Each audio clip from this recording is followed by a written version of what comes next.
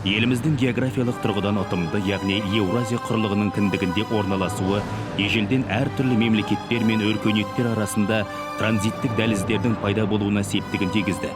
Біздің дәуірімізден бастап бұл құрлық жолдары үлкен Еуразияның шығысы мен батысы, солтүстігі мен оңтүстігі арасындағы сауда және мәдениет саласындағы байланыстардың трансконтинентальды желісіне ұлы жібек жолы жүйесіне айналды. Керуен жолдарын мінсіз ұйымдастырып, қауіпсіздігін қамтамасыз еткен ұлы дала халқы ежелгі және орта ғасырлардағы аса маңызды сауда қатынасының басты дәнекері саналды.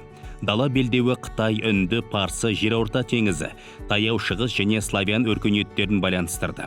Алғаш пайда болған сәттен бастап, ұлы жібек жолы картасы негізінен түрік империяларының аумағын қамтыды. Орталық Еуразияда түркілер үстемдік құрған кезеңде, ұлы жібек жолы гүлдену шегіне жетіп, халықаралық ауқымда экономиканы өркендетуге және мәдениетті дамытуға септігін тигізді.